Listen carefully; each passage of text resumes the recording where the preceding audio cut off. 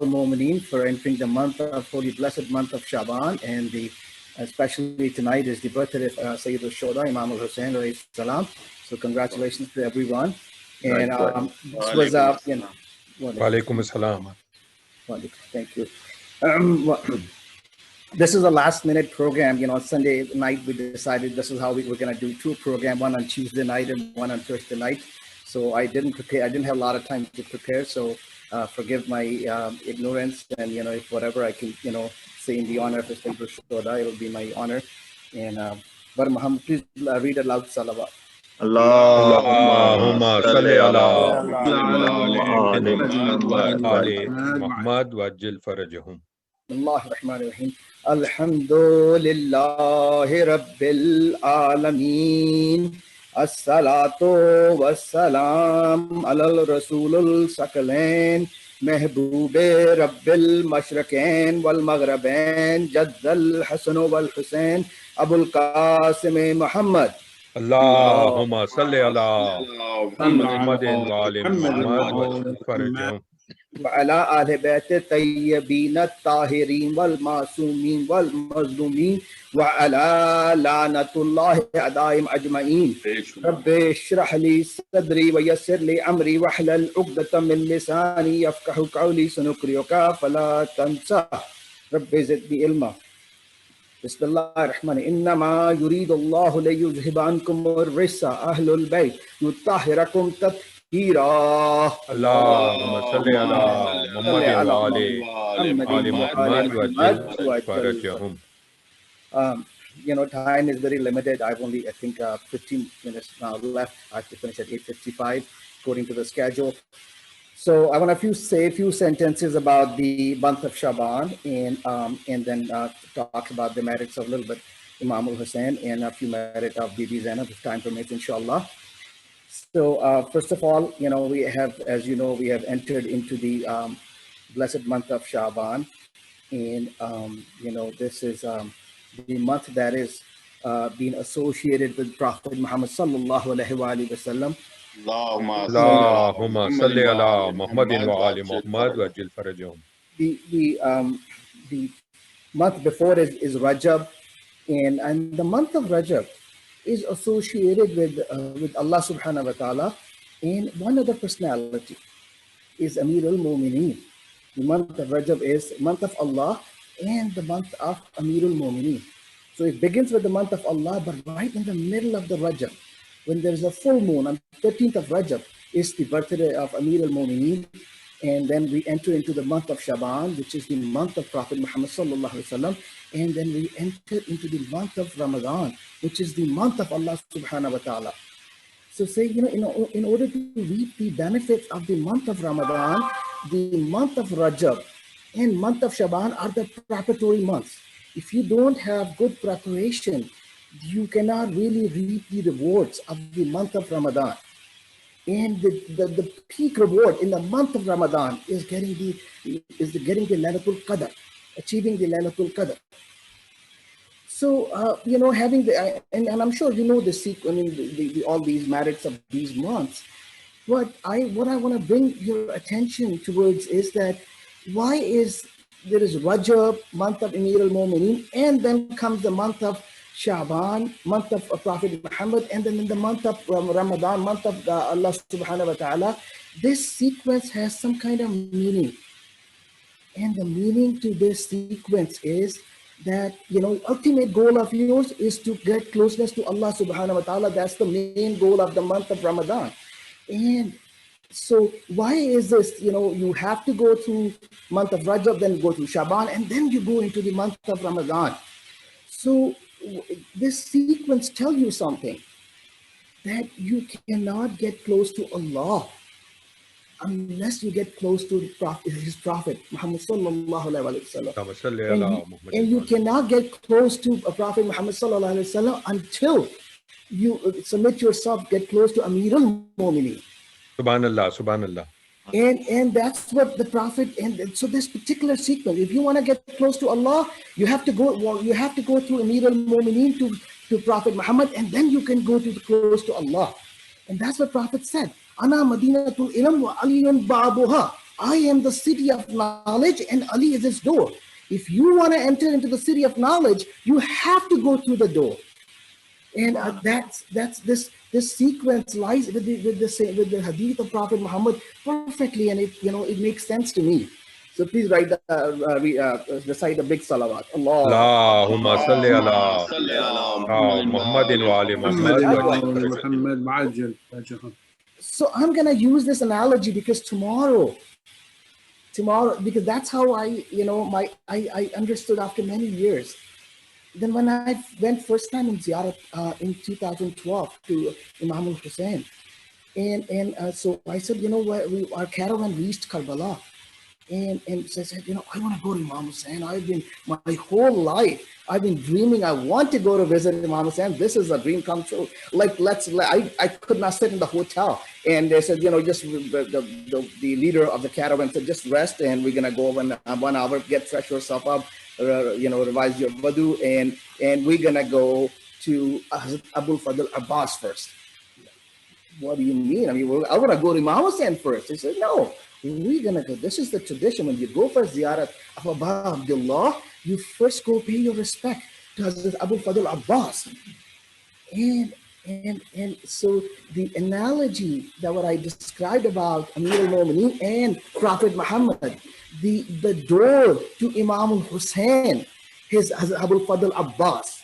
If you and that's what in our tradition said, that your ijaza, your invitation for the ziyarat of Abba Abdullah is given by Hazrat Abul Fadl Abbas. And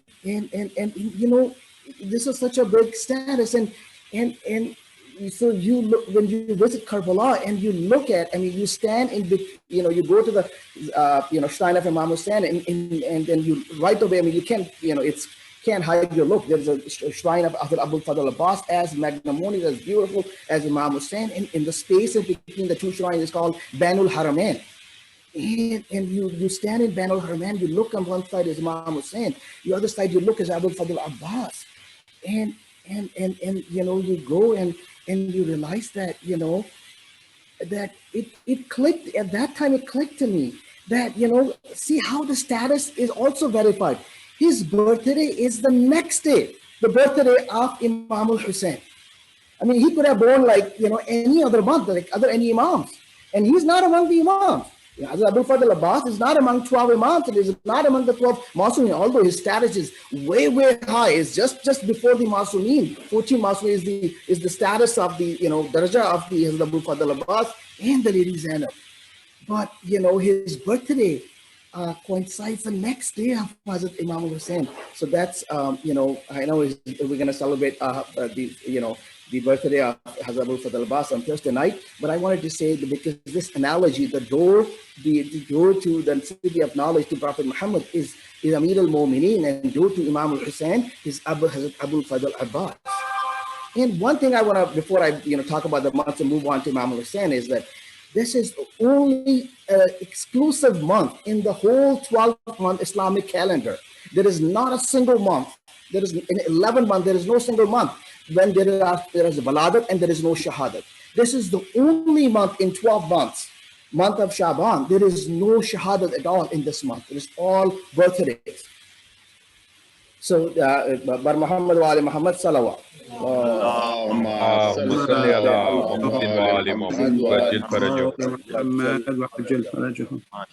So, few words, inshallah, moving on. Time is little. I'm going to quickly move on. We just celebrated 27th Rajab, and the Mabah, month of Mabah, the revelation, the formal beginning of the revelation to Prophet Muhammad about religion of Islam began.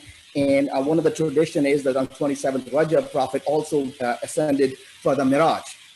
And according to our beliefs, Prophet went to Miraj many times. But there were some Miraj that were quite long and some were short. Anyway, the Miraj, one of the hadith, one of the sayings that when Prophet came back from Miraj, he said that I saw something. He said, I saw on the right side of the throne of Allah something written.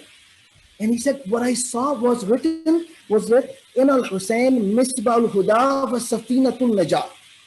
Hussain is the beacon of light and the ark of salvation. That's written on the. That's a big statement. And in Prophet, whatever the Prophet says, it has to be 500% true.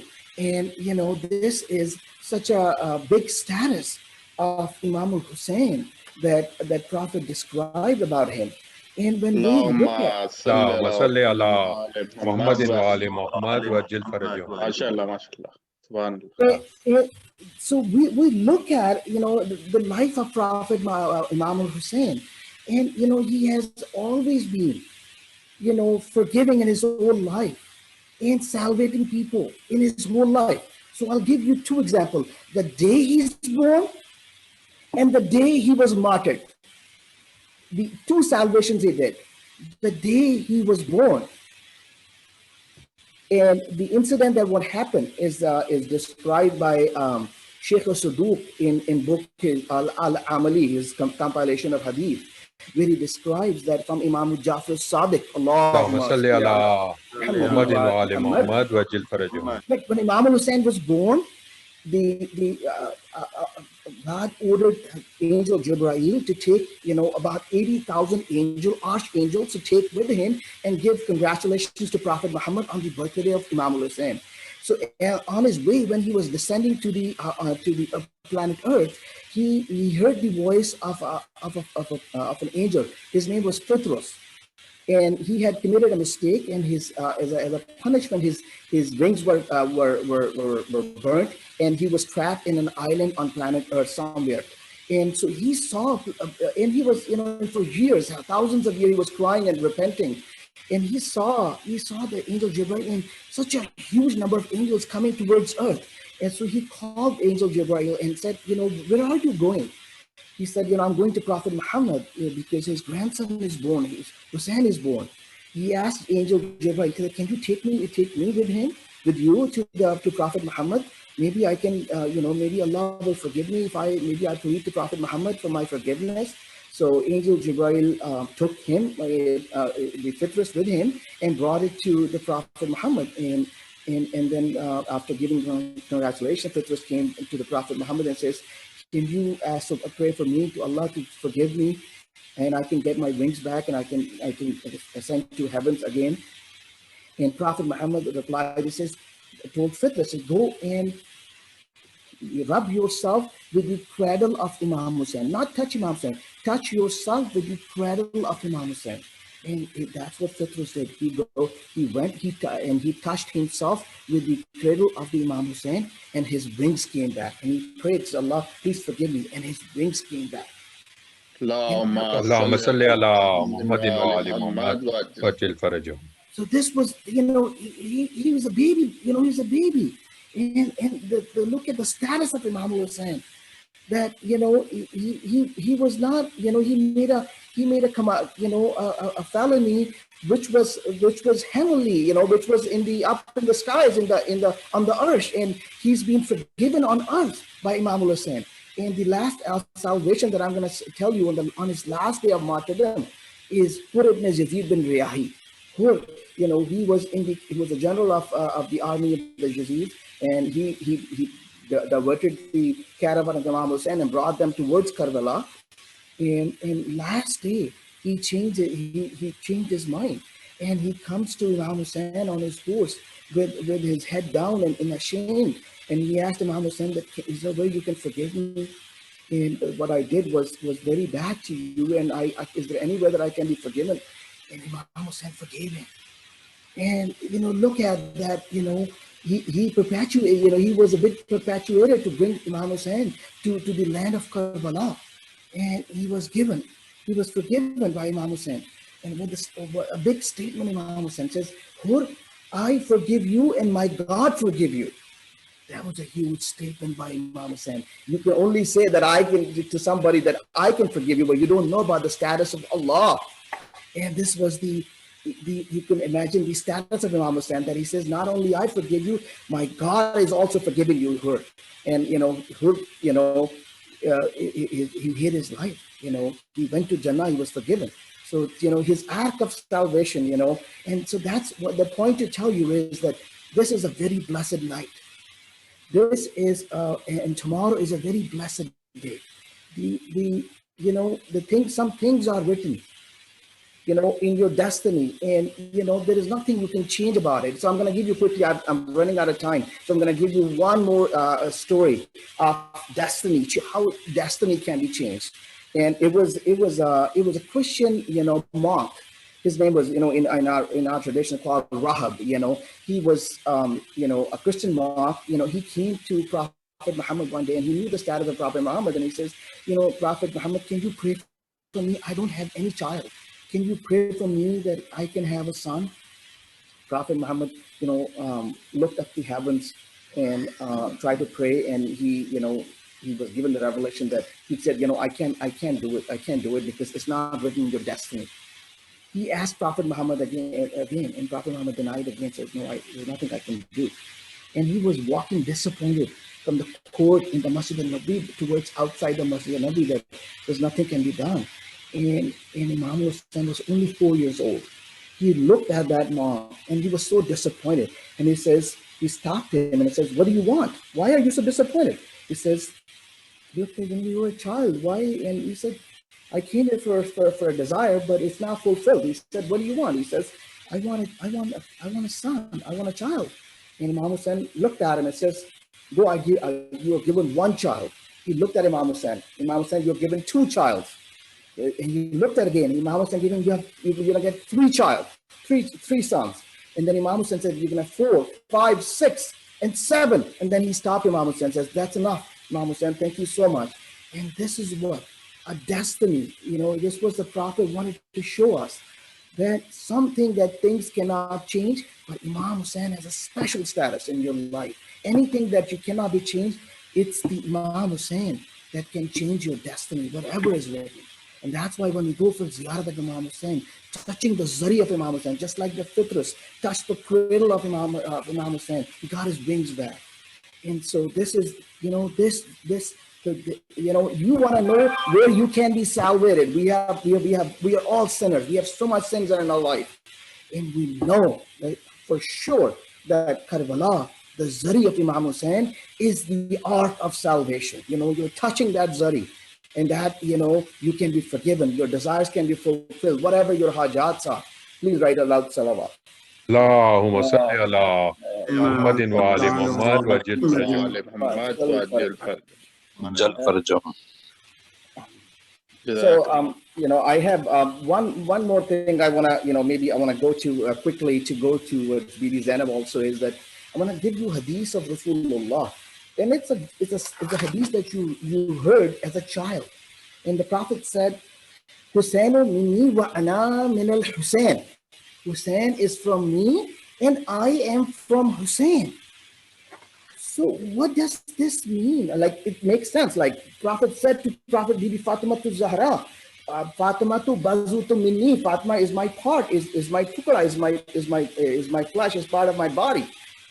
But he said, Hussainu minni, Hussain is from me. So that makes sense. Like, he's the leader of youth of paradise. Hussain is from me.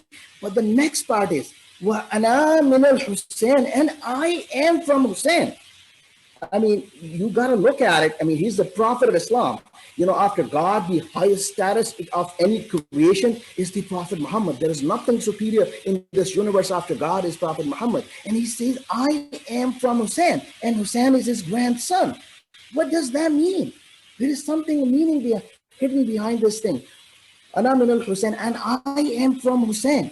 But that mean is that Prophet knew that my name and my religion will survive because of the sacrifice of Hussain. Hussain will keep my name alive and the religion of Allah alive for me after I pass through this world. And that's what exactly happened. I mean, Banu Umayyah tried to do every single thing to wipe out this religion. I mean, the biggest problem Muawiyah was having, and says, how can I take the name of Prophet Muhammad out of the Azan? And he did every single thing, the Banu Umayyahs, to wipe out the religion. But the martyrdom, the sacrifice of Imam Hussain re-energized the religion of Islam.